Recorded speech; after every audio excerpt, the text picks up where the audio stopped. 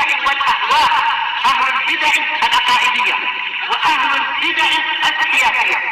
نقول بيننا وبينكم السلف، بيننا وبينكم الكتب، كان فيقول البدع بيننا وبينكم. الحمد لله رب العالمين، والصلاة والسلام على المبعوث رحمة للعالمين وعلى آله وأصحابه ومن تبعهم بإحسان إلى يوم الدين. أما بعد، Akhwani al-kiram rahimani wa rahimakumullah.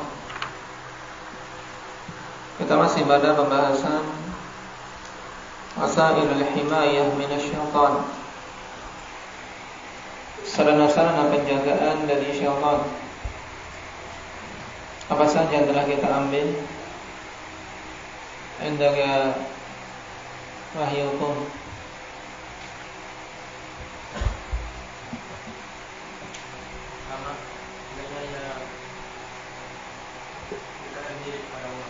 Baik, terus kedua, sebenarnya ia berikhlas dan amal. Ketiga, ia menetapkan kitab dan sunnah dan tidak mengadakan bid'ah dalam agama. Yang keempat, ada dalam ketika masuk WC,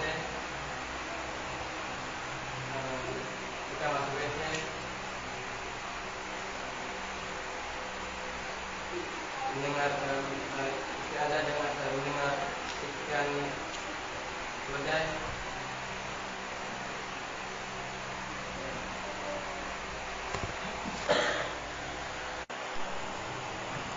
baik.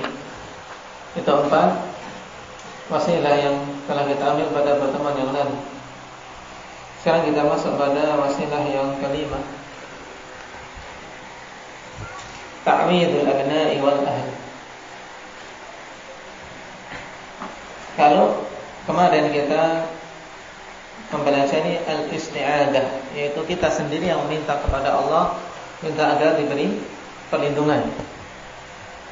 Sekarang pada poin yang kelima, yaitu ta'wil al-abna' wal ahl. Kita memintakan perlindungan, memintakan perlindungan untuk anak-anak dan keluarga.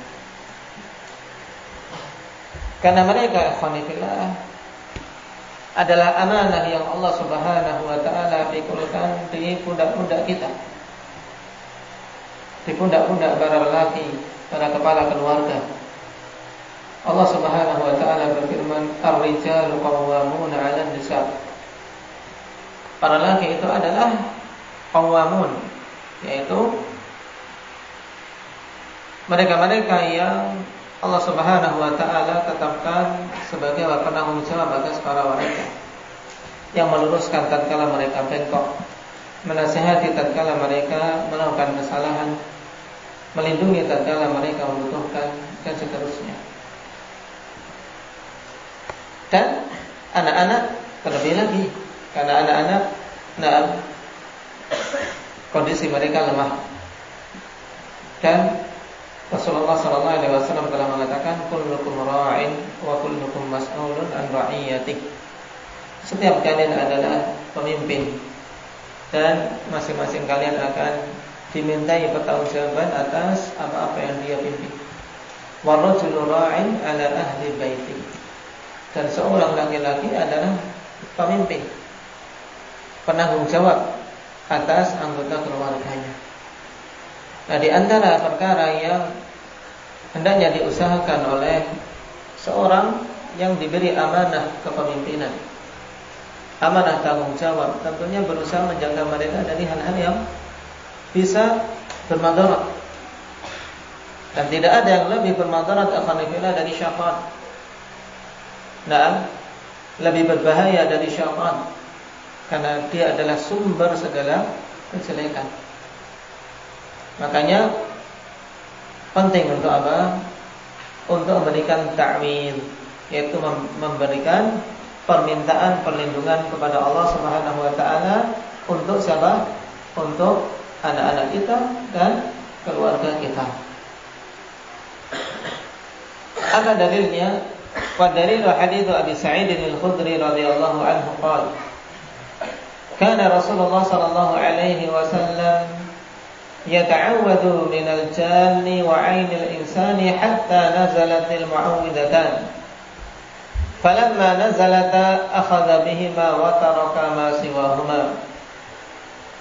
Rawahu Tirmidzi wa sahhahu al-Albani kama fil Mishkat. Dalilnya itu hadis Abi Sa'id al-Khudri radhiyallahu anhu, di mana beliau berkata, dulu Rasulullah sallallahu alaihi wasallam meminta perlindungan kepada Allah Subhanahu wa taala dari para jin. Nah, dari syaitan, dari kalangan jin. Dan juga dari mata-mata manusia yang hasad. Mata-mata yang ketika mandang ikhwanifillah, mandang dengan pandangan kebencian, pandangan hasad, pandangan dengki. Ini bisa menimbulkan dampak yang buruk. Nah, tentunya dengan takdir Allah Subhanahu wa taala. Oleh karena itulah, di antara bimbingan Nabi sallallahu alaihi wasallam ketika seseorang melihat sesuatu yang kita takjub. Nah, kita takjub, kita melihat kolam yang indah atau kolam yang bagus, jangan lupa untuk apa? Untuk mendoakan kebaikan. Allahumma barik. Harakallahu lak. Masya Allah. Sehingga apa? Sehingga diberkahi dan tidak menimbulkan kemadaratan. Tapi kalau memandang sesuatu yang takjub, lalai dari berzikir, ini terkadang bisa menimbulkan dampak yang buruk. Itulah yang disebut dalam istilah syar'i dengan ain. Rasulullah sallallahu alaihi wasallam mengatakan al-ainu haqqun. Ya, penyakit ain itu hak. Yaitu tertimpa seseorang sakit yang tidak diketahui asal usulnya, tiba-tiba sakit. Dikarenakan apa? Pandangan mata seseorang. Makanya meminta perlindungan dari mata-mata manusia yang buruk ini juga penting. Kalau Nabi sallallahu alaihi wasallam meminta perlindungan kepada Allah Subhanahu wa taala, apalagi kita. Dulu Nabi sallallahu alaihi wasallam membaca ta'awudz untuk minta perlindungan dari jin dan mata-mata manusia. Sampai turun al-mu'awwidatan. Turun 2 surat, yaitu Al-Falaq dan An-Nas, dinamakan dengan Al-Mu'awwidatan. Maka tatkala keduanya turun, Rasulullah sallallahu alaihi wasallam mengambilnya sebagai apa? Sebagai bacaan untuk ta'awudz, untuk beliau meminta perlindungan kepada Allah dan meninggalkan yang selain keduanya. Oleh karena itulah 2 surat ini alhamdulillah banyak dibaca pada azkar di kehidupan sehari-hari kita. Zikir pagi, zikir petang, kemudian juga apa? Zikir sebelum tidur. Sebelum tidur telah kita lewati, bahkan dibaca apa? 3 kali. 3 kali bersama dengan Al-Ikhlas. Juga datang riwayat Al-Fatihah bahwasanya 2 surat ini juga apa? Dibaca setelah salat. Sebagai azkar setelah salat.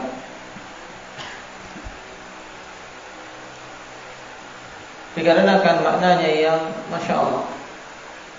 Makna dari kedua surat ini, dari istilah ta'awudz, permintaan perlindungan kepada Allah, yang luas apa itu. Sebagai contoh pada surat Al-Falaq, perhatikan luasnya kandungan makna dalam surat ini, di mana Allah Subhanahu wa taala berfirman, "Qul a'udzu birabbil falaq min syarri ma khalaq." Katakan wahai Nabi, a'udzu birabbil falaq. Aku berlindung kepada Rabb al-Falaq, yaitu kepada Allah Subhanahu wa taala. Baik. Dari apa? Ini menjadi inti. Min syarri ma khalaq, dari kejelekan apa saja yang telah Allah ciptakan. sehingga sangat luas. Dari apa saja yang Allah Subhanahu wa taala ciptakan dan di situ ada kejelekan, kita meminta perlindungan kepada Allah Subhanahu wa taala. Nah, dari makhluk-makhluk yang nampak ataupun makhluk-makhluk yang tidak nampak, yang besar maupun yang kecil, yang melata maupun yang berterbangan.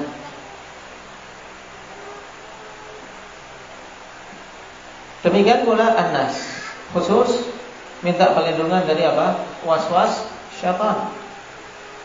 Nah, karena was-wasnya syaitan sangat berbahaya. Bahkan terkadang dengan sebab was-was seorang bisa mencapai kekufuran. Nah, kayak memberikan was-was terus. Nah, kayak la yazalu syaitan yasalu ahadukum man khalaqa kada man khalaqa kada man khalaqa kada hatta yaqul man khalaqallah. Nah, senantiasa syaitan menimbulkan waswas pada salah seorang di antara kalian, ditimbulkan tanda tanya terus, siapa yang menciptakan ini, siapa yang menciptakan ini, siapa yang menciptakan ini terus. Nah, diruntut karena ditimbulkan waswas. Sesuatu masih ada yang menciptakan terus sampai berujung pada Allah. Allah menciptakan, lalu siapa yang menciptakan Allah? Apabila sampai waswas seperti ini, alhamdulillah, Nabi SAW mengatakan, fa idza balagha dzalika falyasta'id billah wal yantahi. Apabila dia sampai pada derajat seperti itu waswasnya, hendaknya dia minta perlindungan kepada Allah dan berhenti. Sudah berhenti. Itu datang dari syaitan, akan menjerumuskan dalam kekufuran. Sehingga penting meminta perlindungan kepada Allah Subhanahu wa taala untuk diri sendiri, untuk keluarga dan anak-anak. Kemudian hadis yang lain yaitu hadis Ibnu Abbas radhiyallahu anhu qala kana an-nabiy sallallahu alaihi wasallam yu'awwidhu al-Hasan wal Husain wa yaqul inna abakuma kana yu'awwidhu biha Ismail wa Ishaq. A'udzu bikalimatillahi tammah min kulli syaitanin wahammah wa min kulli 'ainin lammah. Rawahul Bukhari. Dari hadis Abdullah bin Abbas radhiyallahu anhu, beliau mengatakan dulu Nabi sallallahu alaihi wasallam yu'awwidhu.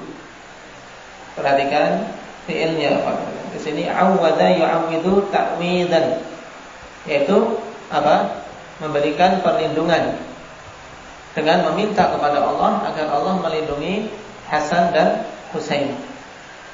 Sedangkan kemarin ista'adha yasta'idhu, yaitu maknanya apa?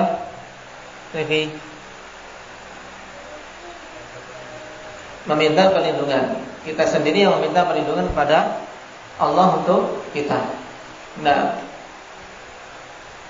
baik. Nah, dulu Nabi SAW memberikan perlindungan kepada Hasan dan Husain. Beliau mengatakan, inna abakuma kana yu'awwidhu biha Ismail wa Ishaq.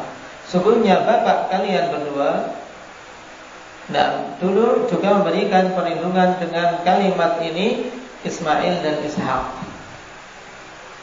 Yang dimaksud abakuma ikhwanifillah yaitu Ibrahim.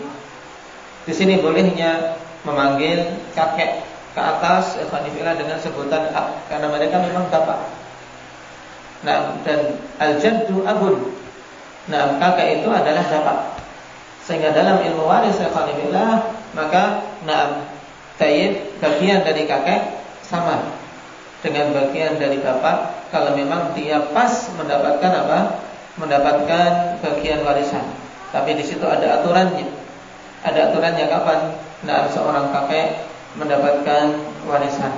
Ada syarat-syaratnya. Baik. Yang insyaallah dipelajari pada Kitabul Faraid, kitab tentang ilmu waris. Bapak kalian berdua yaitu Nabi Allah Ibrahim dulu juga memberikan takwil kepada Ismail dan Ishaq, dua putra beliau, salawatullahi alaihim. yang Allah Subhanahu wa taala anugerahkan keduanya kepada Ibrahim dalam umur yang sudah apa? Sudah sangat tua. Nah, dan sungguh kalau kita perhatikan yang Allah Subhanahu wa taala sebutkan di dalam Al-Qur'an, Ibrahim adalah seorang sosok, selain seorang sosok anak yang dan sangat sungguh-sungguh untuk bisa memberikan kebaikan kepada orang tuanya, beliau juga sosok seorang bapak ikhwanillah yang sangat bersemangat demi kebaikan anak-anak keturunannya. Doa-doa Nabi Allah Ibrahim banyak Allah Subhanahu wa taala sebutkan di dalam Al-Qur'an. Dan berhubungan dengan kebaikan kebaikan anak keturunan. Dan bahkan Ibrahim tidak lupa untuk minta perlindungan agar dijauhkan dari dari kesyirikan pada Ibrahim. Wajibni wa baniya an na'budal asnam. Tidak merasa aman dirinya dan anak keturunannya dari terjatuh dalam kesyirikan. Kemudian kita harus merasa malu alhamdulillah. Kadang sebagian manusia merasa aman jatuh dalam syirik. Dan harus seorang merasa khawatir. Karena dengan kekhawatiran seperti itu alhamdulillah akan menumbuhkan rasa butuh kepada Allah. Rasa butuh kepada Allah Subhanahu wa taala dan menumbuhkan tawadhu.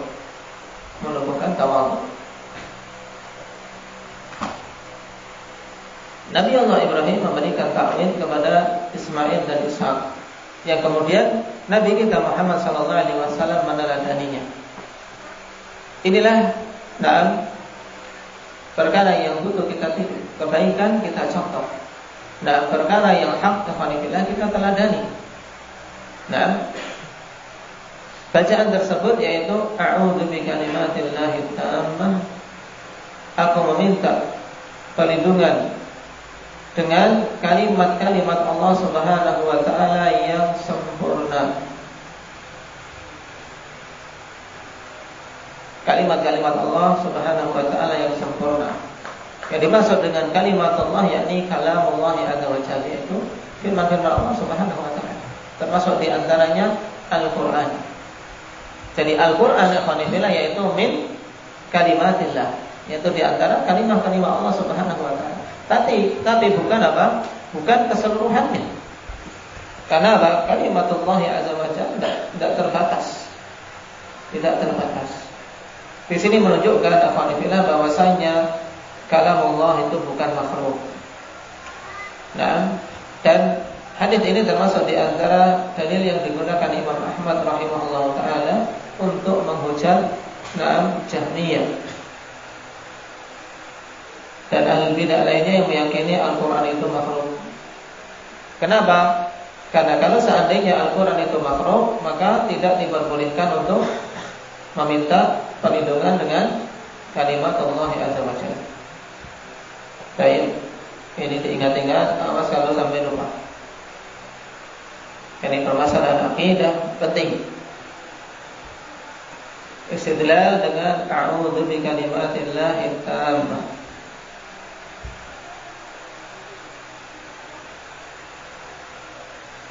Min kulli syaitanin hammah, dari setiap syaitan dan hammah, yaitu hewan-hewan yang berbisa, makhluk-makhluk yang memiliki bisa dan racun atau sengat, semuanya. Karena syaitan jelas dorornya sangat banyak, makanya dikedepankan dari dari semuanya, yaitu dari hal-hal yang kita minta perlindungan kepada Allah darinya, syaitan dikedepankan karena memang dia adalah sumber kemadaratan, sumber segala kejelekan. Wahamah, dan hewan-hewan yang berbisa. Wa min kulli 'ainin lamah, dan dari setiap mata-mata yang yang buruk, mata-mata yang memandang dengan pandangan yang buruk. Wal'iyadu billah. Di sini yang menjadi inti pendalilan yaitu pada kalimat min kulli syaitan, A'udzu bikalimatillahi tammah min kulli syaitan. Menunjukkan pentingnya orang tua memberikan ta'widz kepada anak-anaknya, dan kepada anak-anak dan keluarganya.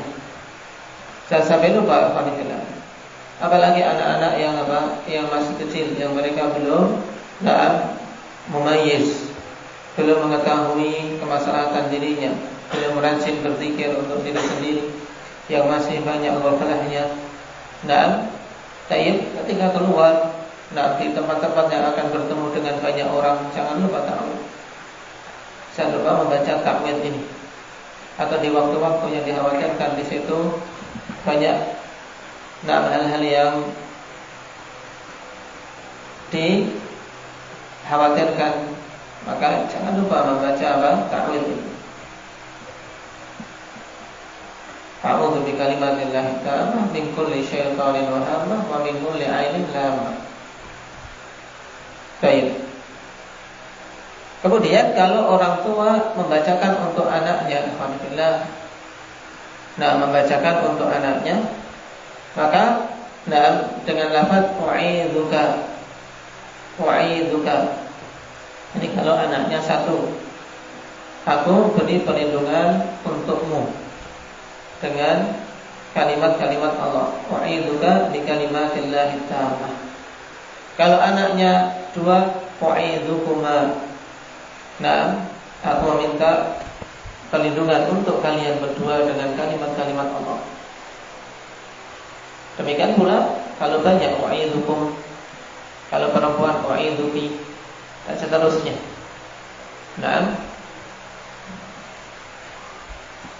Jadi sighahnya diubah.